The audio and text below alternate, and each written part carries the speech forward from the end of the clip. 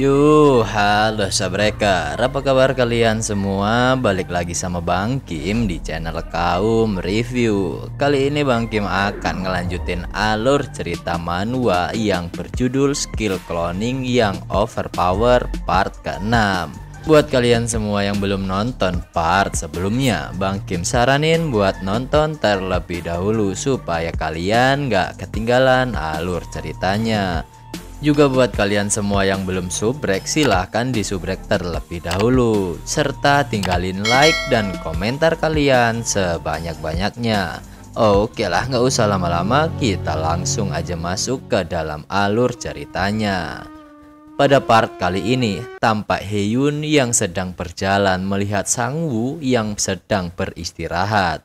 Haeyoon pun menyapa Sangwoo. Lalu Sangwoo bertanya kepada Haeyoon apa yang sedang dilakukannya sore hari begini. Haeyoon kemudian menjawab bahwa dirinya sedang belajar di perpustakaan. Lalu Sangwoo berkata bahwa Haeyoon berbohong dan tak mengedipkan mata. Haeyoon pun menjawab bahwa ia sudah mengatakan yang sebenarnya dan ia juga sudah menyelesaikan pekerjaan rumahnya. Tampak dari kejauhan ada 3 orang yang sedang mengintai Sangwoo. Salah satu di antara mereka bertiga adalah orang yang sebelumnya bertemu di tempat berburu kelinci. Kemudian pria yang ada di tengah bertanya kepada orang tersebut, "Apakah itu orang yang kau bicarakan? Apakah itu benar-benar dia?" Kita sebut saja pria yang mengganggu Sangwoo di tempat berburu kelinci bernama Roy. Tampak Roy mendapatkan telepon dari bosnya yang berkata Roy telah membiarkan Kang Seo pergi begitu saja. Roy pun berkata bahwa ia sudah mengintimidasi, namun kelakuannya tersebut direkam oleh seseorang. Lalu sang bos pun bertanya apakah video tersebut telah disebar. Roy pun menjawab ia akan mencari tahu tentang video tersebut. Namun sang bos sudah marah terhadap Roy. Bos berkata lupakan saja apa yang telah terjadi dan jangan pernah pergi ke sekitar lapangan Ujangsan. Bos juga berkata jika terjadi sesuatu, Roy tidak ada hubungannya dengan Guild Haesong dan jangan membawa nama Guild Haesong. Sang bos pun mematikan teleponnya. Tampak Roy sangat kesal mendengar omongan dari bosnya. Ia melemparkan HP dan menginjak-injaknya. Lalu temannya Roy bertanya kepada Roy apa yang telah membuatnya marah. Kemudian nampak Roy menjelaskan kepada 2 temannya itu. Lalu salah satu temannya berkata ia sudah menduga hal itu akan terjadi ketika Roy sangat senang masuk guild nomor 1 di Korea. Lalu Roy bertanya kepada temannya apakah masih ada kerjaan untuk dirinya. Lalu salah satu dari temannya Roy yang gendut berkata Roy bajingan. Langsung berkata ke intinya dan ia bertanya kepada Changwon apakah ada kerjaan yang cocok untuk Roy. Changwon pun berkata ia memiliki beberapa pekerjaan part-time. Tiba-tiba mata Roy tertuju kepada Sangwoo. Roy berkata kepada teman-temannya bahwa itu adalah pria yang merekam kejadian di tempat berburu kelinci tanduk. Kemudian teman Roy bertanya kepadanya apakah ia yakin kalau itu adalah orangnya. Roy pun berjalan mengarah ke Sangwoo dan berkata bahwa ia cukup yakin dengan ucapannya. Roy yang sudah mendekat dengan Sangwoo mengintip bersama teman-temannya. Lalu tampak Haeyoon bertanya kepada Sangwoo apa yang sedang dilakukan Sangwoo di sini. Sangwoo menjawab bahwa ia hanya berolahraga. Tiba-tiba Sangwoo dan Haeyoon diteriaki oleh Roy dan kawan-kawan. Tampak orang gendut berkata ia mendengar saudaranya memiliki utang kepada Sangwoo. Haeyoon yang berada di lokasi bertanya kepada gurunya siapa orang-orang tersebut. Sangwoo pun menjawab ia tak mengetahui siapa orang-orang yang mendekati mereka. Lalu Sangwoo melihat Roy yang berjalan dari belakang. Dalam hati Sangwoo memanggil cloning nomor 1 dan 2. Lalu Sangwoo bertanya kepada 3 orang tersebut apakah ada yang bisa dibantu olehnya. Roy yang sudah emosi berkata kepada Sangwoo untuk jangan berpura-pura lupa. Kemudian pria gendut temannya Roy menahan emosi. Kemudian pria gendut tersebut berkata kepada Sang Woo, ia mendengar Sang Woo memiliki video Roy yang sedang memukul karena ia sedang meminta jatah. Ia juga berkata kepada Sang Woo untuk menghapus video tersebut dan mereka akan pergi dengan damai.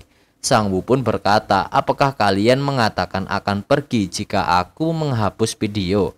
Pria gendut pun menjawab bahwa itu benar dan ia tak suka perbuat keributan. Sang Woo pun bertanya apa jaminan jika ia menghapus video dan akan membiarkannya begitu saja. Kita sebut saja pria gendut tersebut bernama Johan. Johan berkata, Sang Woo adalah orang yang tidak bodoh. Ia mengerti bahwa Johan dan kawan-kawan tidak akan membiarkan Sang Woo pergi tanpa cedera. Nampak Sang Woo menyuruh Haehyun mencari waktu yang tepat untuk dirinya kabur.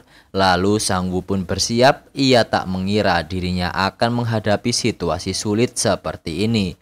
Lalu Sang Woo berkata ia akan mengalahkan mereka bertiga. Mendengar perkataan Sang Woo, Johan tertawa dan berkata Sang Woo cukup berani dengan mereka. Johan menyuruh dua temannya tersebut untuk memberikan Sang Woo pelajaran.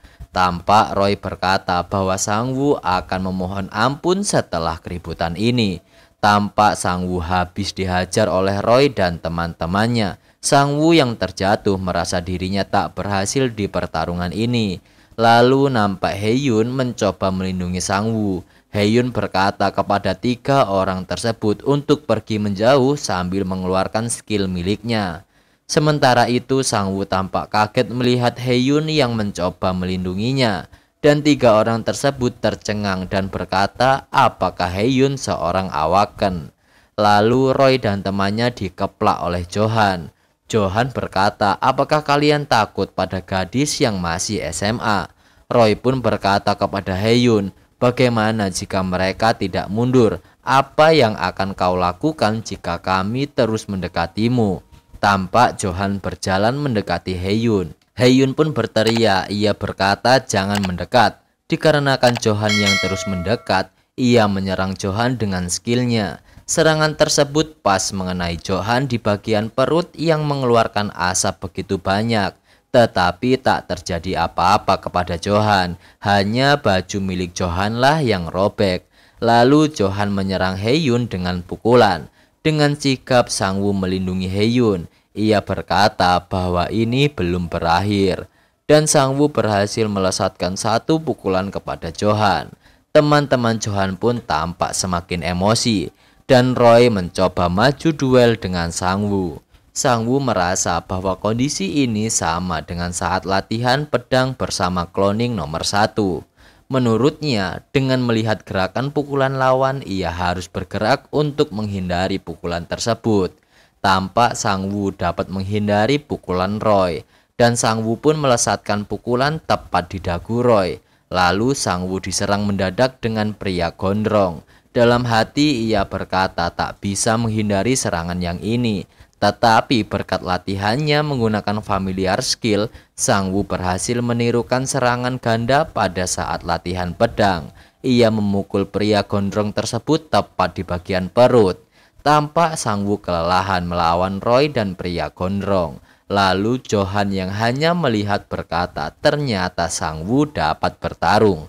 Johan pun berkata ia ragu untuk menyalahkan orang yang tak dapat mengayunkan tangannya untuk meninju. Tetapi Sang Woo dapat bertarung dan Johan pun bersemangat. Tampak Sang Woo masih merasa lelah akibat pertarungan yang sebelumnya. Tetapi ia sudah bersiap lagi untuk melawan Johan. Lalu Johan pun datang menyerang Sang Woo. Sang Woo yang sudah menyesuaikan gerakan pada saat latihan, dengan gesit ia mencari celah untuk dapat menyerang Johan. Johan terus terkena pukulan dari Sang Woo. Johan pun hampir kalah dan berkata bahwa Sang Woo adalah bajingan kecil. Sang Woo pun memanfaatkan momen ini dan ingin memukul Johan sangat keras yang akan mengakibatkan cedera kepada Johan. Tampak Johan sangat kesal dengan Sang Woo. Sementara itu temannya Johan tampak khawatir dengannya. Lalu Johan yang sangat marah ingin melesatkan satu pukulan terkuat yang ia miliki. dan berkata Sang Woo akan tamat dengan pukulan tersebut. Sang Woo pun merasa dirinya perlu menghindar dari pukulan tersebut, tetapi kakinya dipegangi oleh pria gondrong. Ia tak bisa berlari. Johan pun berhasil melesatkan satu pukulan keras ke arah perut Sang Woo. Sang Woo pun terduduk dan merasa sakit hingga susah untuk bernafas. Johan berkata kepada Sang Woo, apakah Sang Woo menyukai pukulan tersebut? Tampak Sang Woo yang masih mengatur nafasnya diserang lagi oleh Johan. Johan berkata semua ini sudah berakhir. Sebelum pukulan Johan mendarat ke Sang Woo, tiba-tiba ada yang menyerang Johan dari belakang. Tampak Hae-yun yang menggunakan skillnya untuk menolong Sang Woo dari maut. Pria gondrong dan Roy yang menyaksikan serangan tersebut pun berkata kepada Hae-yun, Hae-yun adalah wanita jalang. Mereka berdua pun mendekati Hae-yun dan berkata seharusnya Hae-yun pergi menjauh. Tiba-tiba mereka berdua diserang oleh cloning milik Sang Woo. Johan pun kaget dengan datangnya bantuan yang berpihak ke Sang Woo. Sang Woo yang merasa diuntungkan pun berkata akhirnya ia dapat bernafas dengan lega sekarang. Mendengar perkataan Sang Woo, Johan pun berusaha menyerang dan berkata dasar bocah sialan. Sang Woo tampak lompat dan menyerang Johan. Bersamaan dengan itu, Sang Woo berterima kasih kepada Johan karena ia menganggap telah diberikan tes yang sungguhan dalam bertarung. Sang Woo yang berada di atas melesatkan satu tendangan tepat di muka Johan. 3 orang pengganggu tersebut pun keok di tangan Sang Woo dan juga Hae-yun.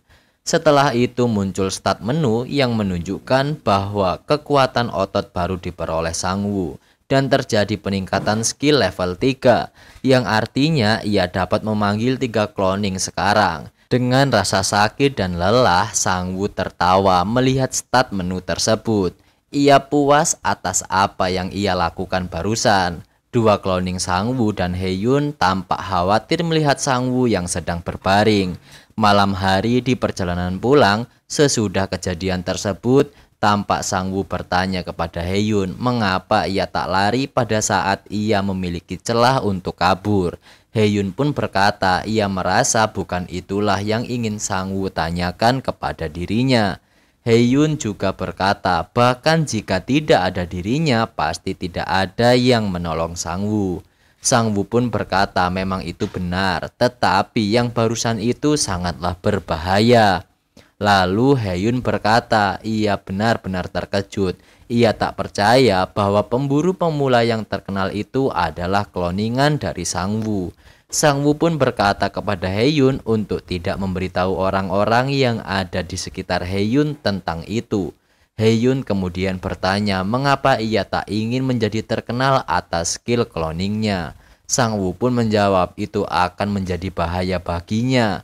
Lalu Hae-yun berkata ia mengerti dan akan menutup mulut tak memberitahu ke siapapun akan hal tersebut. Sesampainya di depan gedung rusun, Sang Woo berkata ini adalah rumahmu Hae-yun. Hae-yun pun menjawab iya benar, kita sudah berada di sini. Lalu Sang Woo bertanya apakah tanganmu baik-baik saja dan apakah bisa memegang pena dengan tangan seperti itu. Hae-yun pun menjawab bahwa itu adalah tangan kirinya dan tidak apa-apa. Dengan muka yang berharap, lalu ia berkata, jika siswamu terluka sebanyak ini, apakah kamu tidak mengurangi PR-nya? Lalu Sang Woo berkata, apakah kamu tidak menyelesaikan segala sesuatu di ruangan belajar? Hae-yun tampak kesal mendengar perkataan tersebut. Ia pun hanya diam saja. Tiba-tiba Sang Woo memanggil Hae-yun. Dengan sedikit canggung, ia pun berterima kasih kepada Hae-yun. Lalu Sang Woo berkata, ia pikir ia akan menang karena Hae-yun telah menahan mereka. Dengan rasa senang, Hae-yun menjawab bahwa ia telah memainkan peran penting hari ini. Hae-yun kemudian berkata, seharusnya kamu berterima kasih sekali lagi sambil menraktir makan daging, bukan dalam keadaan perut kosong seperti ini. Lalu Sang Woo berkata, ia mengerti dan tak ada cara lain, jadi Sang Woo berjanji akan menraktir Hae-yun. Dengan wajah yang senang, Hae-yun berkata, baiklah, itu adalah sebuah janji. Setelah itu Hae-yun berkata, aku akan pergi masuk ke rumah, sambil ia melambaikan tangan kepada Sang Woo. Di ujung perpisahan, Sang Woo berkata ia akan memastikan Haehyun ditraktir daging yang banyak. Lalu Sang Woo tersadar bahwa ia sedang diikuti oleh kedua cloningnya. Ia pun berkata, "Mengapa kalian mengikutiku? Kalian harus terus bekerja keras." Lalu cloning nomor 2 berkata bahwa ini sudah larut malam dan lapangan tembak sudah tutup. Lalu Sang Woo mengambil 2 ranting dan membagikannya ke masing-masing cloning. Ia berkata bahwa kalian berdua dapat latihan sekarang di taman. Kedua cloning pun tampak kaget dan bingung. Kemudian 1 bulan setelah kejadian itu, tampak Kang Seo yang sedang menelepon Sang Woo. Ia bertanya tentang rencana mereka apakah berjalan dengan lancar. Lalu Sang Woo menjawab rencananya berjalan dengan lancar. Sang Woo juga memberitahu Kang Seo kalau ia sudah bisa menembak dengan pistol dan sudah bisa mengeluarkan 3 cloning. Lalu Kang Seo mengucapkan selamat kepada Sang Woo dan berkata sekarang Sang Woo dapat berlatih dengan cepat. Sang Woo pun menjawab bahwa itu benar. Dan sambil membuka stat menu kekuatannya, ia berkata Kang Seo akan terkejut melihat stat miliknya. Lalu Sang Woo berkata mungkin ini mendadak, tapi mungkinkah untuk mendapatkan 3 tempat berburu kelas F untuknya hari ini? Kang Seo pun tampak kaget mendengar Sang Woo meminta 3 tempat berburu sekaligus. Sang Woo pun bertanya kepada Kang Seo apakah itu sulit. Lalu Kang Seo berkata, "Mungkin saja, kau pikir aku siapa? Aku akan mendapatkan itu apapun yang terjadi." Kemudian Sang Woo pun menjawab bahwa mereka berdua memang rekan yang saling dapat diandalkan. Lalu Kang Seo bertanya tentang penjadwalan kepada Sang Woo. Sang Woo menjawab ia akan mengatur cloning untuk berolahraga di pagi hari dan berburu di sore hari. Lalu Kang Seo berkata ia paham yang dimaksud Sang Woo dan sampai jumpa di esok hari. Lalu nampak Sang Woo membagi tugas latihan kepada 3 cloning miliknya. Cloning 1 bagian tubuh atas, cloning 2 bagian tubuh bawah, dan cloning 3 melakukan kardio. Ia menyuruh cloningnya berlatih di taman dan segera pulang ketika jam 2 dini hari. Ketiga cloning tersebut langsung bergegas meninggalkannya. Lalu Sang Woo tak lupa menyuruh mereka untuk meninggalkan senjata. Lalu tampak Sang Woo yang sedang menonton video tentang rencana perburuan monster. Sambil menonton ia menyimpulkan jika ia bisa melihat dari latihan para cloning, mereka telah berlatih dengan baik. Hanya saja gerakan secara fisik yang tidak mungkin dilakukan. Dan mereka dapat meniru dan menciptakan kembali semua hal. Sang Woo pun kepikiran apa yang terjadi jika ia mempelajari semua monster dan berburu dengan benar. Lalu pada akhirnya part ke-6 pun sampai sini dulu nih Sabreaker. Terima kasih buat kalian semua yang udah nonton video ini sampai selesai. Terima kasih juga buat kalian semua yang selalu support channel Kaum Review. Tungguin part selanjutnya yang akan kita upload secepatnya. Terima kasih banyak, Bang Kim pamit. Sampai jumpa di next video. See you and bye-bye.